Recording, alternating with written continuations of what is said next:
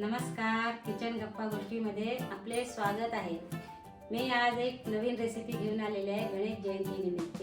ते म्हणजे बाप्पाच्या आवडीचा पदार्थ आहे। बाप्पाला फार आवडतो तो पदार्थ, ते म्हणजे मोदक। आणि मोदक म्हणजे जरा वेगळ्या पद्धतीचे घेऊन आले, बेसन आणि आपले खोबऱ्याच्या किसाचे। एकदम सोपी सरळ पद्धतीने करणार आहे मी। चला तर आपण रेसिपीकडे वळूया। हे बघा, आपले मोदकासाठी लागणारे साहित्य ते म्हणजे सगळ्यात आधी बेसन। एक बाउल मी बेसन घेतलेला आहे आणि त्याच्या अर्ध म्हणजे खोबऱ्याचा खीस घेतलेला आहे। हा खीस मी घरीच करून घेतलेला आहे, सुक्या खोबऱ्याचा। एकदम सोपी पद्धत आहे खीस करायचं।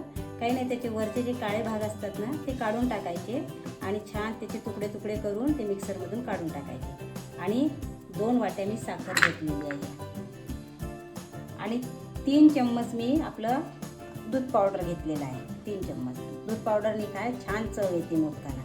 आणि हे ड्रायफ्रुट्स घेतलेले आहे, बघा ड्रायफ्रूटचे तुकडे करून ठेवलेले आहे मी। आणि हे वेलची पावडर आणि एक केसर आणि हे जायफळ किसून ठेवलेलं आहे मी। आणि हे केसर घालून मी दूध ठेवलेलं आहे पाऊण कप। म्हणजे मी पाण्याच्या ऐवजी पाक करण्यासाठी मी केसरचं दूध घालणार आहे। आणि हे तूप आहे आपलं बेसन भाजण्यासाठी। चला तर आपण आधी बेसन भाजून घेऊया। हे बघा, बेसन भाजण्यासाठी मी कढई ठेवली आहे, गॅस लावून घेतलेला आहे। झाली आपली कढई गरम। आता त्याच्यामध्ये मी 2 चम्मच बघा तूप टाकणार आहे। हे बघा, थोडं थोडं तूप टाकायचं बघा। आता हे मी बेसन घेणार आहे कढईमध्ये टाकून भाजण्यासाठी। आणि बारीक आचेवरच मी भाजून घेणार आहे। हे बघा, बारीक आचेवरच भाजून घेणार आहे। काय आहे, एकदमच आधीच्या आधीच आपण बेसनामध्ये तूप टाकलं ना पूर्ण, तर मग बेसन व्यवस्थित भाजल्या जात नाही। त्याच्यामुळे थोडं थोडं करूनच टाकायचं। थोड्या थोड्या वेळाने थोडं चम्मच टाकत राहायचं बेसनात। आणि गॅस बारीकच ठेवायचा।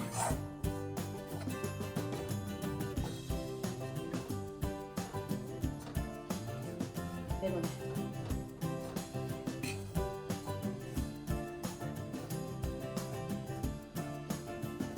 छान भाजायचं बरं का बेसन। थोडं आपण बेसनामध्ये तूप टाकत राहायचं, थोडं चम्मच। एकदम नाही टाकायचं। एकदम टाकलं ना तूप म्हणजे कसं बेसन भाजलं नाही जात आणि आपल्याला कळत पण नाही भाजल्या गेलं का नाही तर। म्हणून असं छान भाजायचं बेसन। कच्चेपणा त्याच्या अजिबात राहिला नाही पाहिजे त्याच्यामध्ये, म्हणून चांगलं भाजायचं बेसन। आणि बारीक गॅसवरच भाजायचं, मोठा गॅस नाही ठेवायचा।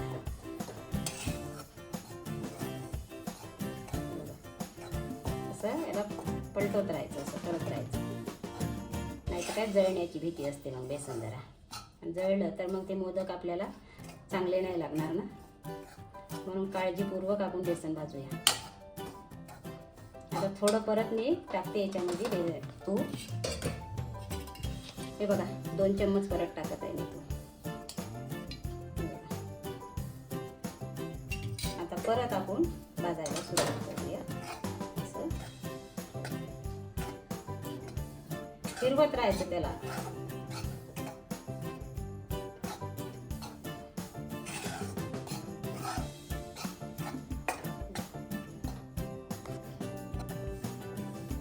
हे बघा, आता बेसन बऱ्यापैकी झालेलं आहे। आता आपण त्याच्यात एक खोबऱ्याचा खीस टाकून घेऊया। हे बघा, खोबऱ्याचा खीस टाकला। खोबऱ्याचा खीस पण आपण याच्यामध्ये होऊ द्यायचा बेसनामध्ये, का तर त्या खोबऱ्याचा वास येणार नाही, कच्चेपणा आपल्याला जाणवणार नाही खोबऱ्याचा। आणि आपण थोडं याच्यामध्ये तूप घालून घेणार आहे परत आणखी। हे बघा, अजून परत तूप घालून घेणार आहे मी।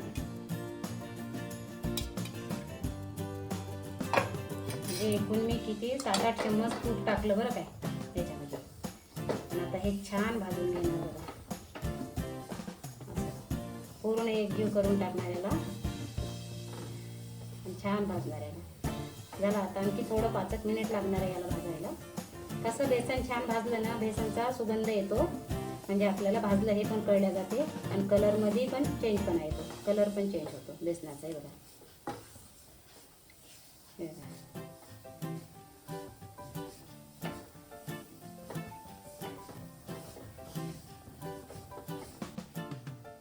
हे बघा झालं आपलं बेसन भाजणे. बघा छान कलर आला त्याला. बघा हे बघा झालं. आता गॅस बंद करून घेणार आहे मी. आता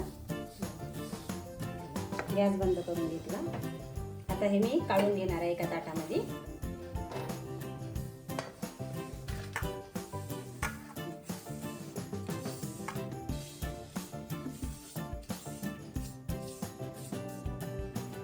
आता मी पाक करून घेणार आहे. हे बघा आता मी कढई ठेवलेली आहे पाकासाठी. पाक करण्यासाठी साखर टाकत आहे मी दोन्ही बाउल. हे बघा आणि याच्यामध्ये मी हे केसरचं दूध ठेवलं होतं ना, केसर घालून ते टाकून देणार आहे. म्हणजे केसरनं काय आहे, आपलं बेसन आहे, आपले हे मोदक पिवळंच होणार आहे, पण केसरनं काय चव येणार आहे मोदकाला. म्हणून मी दुधामध्ये केसर घालून ठेवले होते. तुम्ही पाणी पण घालू शकता चाचणीसाठी, पाक करण्यासाठी पाणी पण घालू शकता, काही हरकत नाही.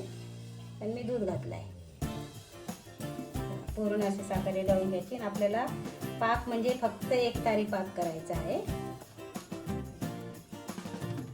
गॅस मोठा करून घ्यायचा.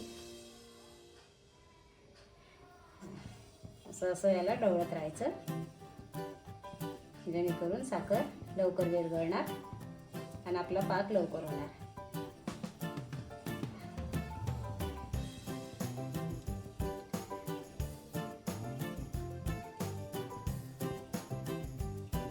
तसेच व्हिडिओ बघण्यासाठी व्हिडिओला लाईक करा, शेअर करा आणि चॅनलला सबस्क्राईब करा. तुमचे नातेवाईक असं, मित्रमैत्रिणी असं, त्यांना पण व्हिडिओ शेअर करा आणि सबस्क्राईब करा. हे बघा आपला पाक होत आला आहे. जास्त वेळ नाही लागणार आहे. आता झाला सगळा. हे बघा ताट तुटतो त्याचा. पण आपण जरा बोटाला लावून पण बघूया. थोडा व्हायचा आहे, थोडा सेकंद फक्त. हे बघा आणि याच्यामध्ये आपण आता हे घालून घेऊया सारण. हे केलेलं आपण बेसन भाजलेलं. गॅस बंद करून घेऊया आधी, कारण मग ते गुठळ्या धरते त्याच्यावाल्या. थोडं असं घालून घेऊ. आधी हे करून टाकू असं आपण, त्याच्यानंतर परत गॅस लावून घेऊ. हे बघा असं पूर्ण गुठळ्या फोडून घ्यायच्या याच्यावाल्या, नंतर गॅस लावायचा.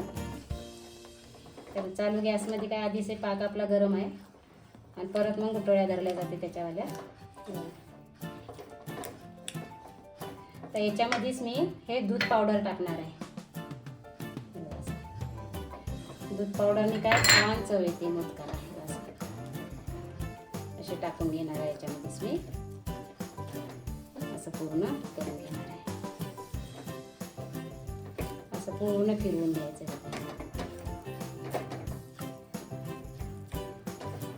पूर्ण त्याला एकजीव करून घ्यायचं.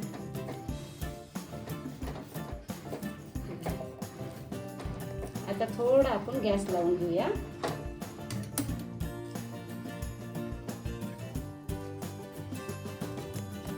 हे बघा याच्यात दूध पावडर टाकलेलं आपण. आता ह्याला घट्टपणा येतपर्यंत आपण बारीक गॅसवरच परतून घ्यायचं आहे. बघा असं. आणि याच्यामध्येच आपण इलायची पूड टाकणार आहे. आणि याच्यामध्येच थोडं आपण जायफळ घालणार आहे. तुमच्या आवडीनुसार आहे जायफळ. आवडत असेल तर घाला, नाही तर नका घालू, काही हरकत नाही घातलं तरी पण जायफळाने काय छान सुगंध येतो मोदकाला. आणि ड्रायफ्रुट्स पण मी याच्यातच घेणार आहे घालून. थोडे बाजूला काढून ठेवणार आहे. ते पण नाही टाकले तरी चालेल बरं काय, ड्रायफ्रुट्स पण ज्याची त्याची आवड. मला आवडतात टाकायला म्हणून मी टाकते. हे बघा छान होऊ द्यायचं, त्याचं छान घट्टपणा येऊ द्यायचं त्याला. बघा येत आहे घट्टपणा त्याला. हे बघा घट्टपणा येत आहे त्याला. थोडं घट्ट होऊ द्यायचं म्हणजे आपले मोदक कसे छान होतात.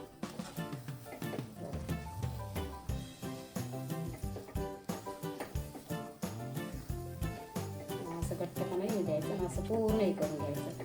छान एकजीव होतं ते. झालं का माव्यासारखं सारण आपलं बेसनाचं, माव्यासारखं.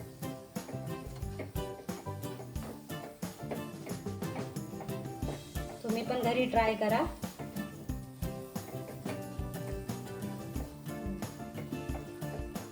झालं. आता हे गार होण्यासाठी आपण ठेवूया. मी गॅस बंद करत आहे. हे मोदकाचं सारण थंड झालं बघा, छान गार झालेलं आहे बघा. असं बघा.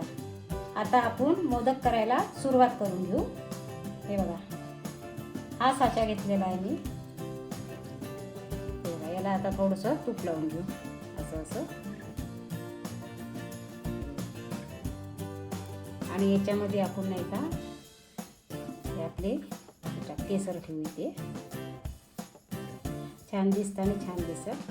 आणि थोडे नाही का हे बदामाचे काप केलेले हे टाकून घेऊ आपण. बघा, थोडेसे, जास्त नाही, थोडेसे. आणि आता हे सारण याच्यामध्ये आपण टाकून घ्यायचं. असं करून घ्यायचं थोडं. आणि असं पार छान कडेपर्यंत आलं पाहिजे. असं असं भरायचं छान. हे बघा, असं भरून घ्यायचं.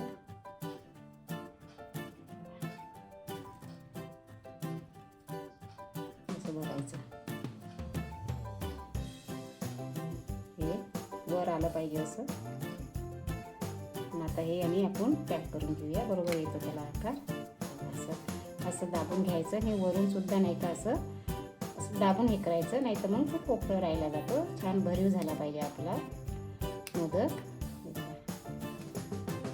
आलं का? छान भरलं का? थोडंसं भरायचं. छान काटं हे करायचे, भरून घ्यायची व्यवस्थित. त्याला असं करायचं ना.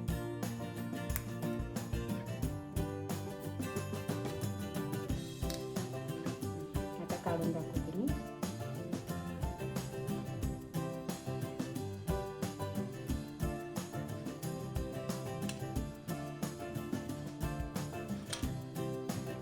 हे बघा किती सुरेख दिसत आहे आपलं.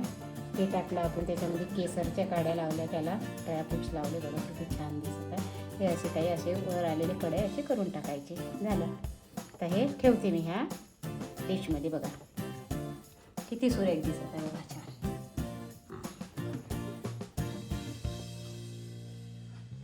हे बघा, मी आता साच्याचे तुम्हाला दाखवले करून. आता आपण हे पारंपरिक पद्धतीने, जेव्हा आपल्या आजी आपल्या आई करायच्या ना, त्या पद्धतीने दाखवते मी तुम्हाला करून. आता हे मोदक हाताने, म्हणजे साचा न वापरता.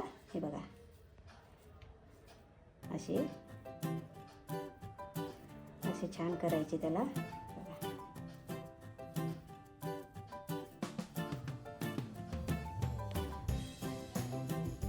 आले का?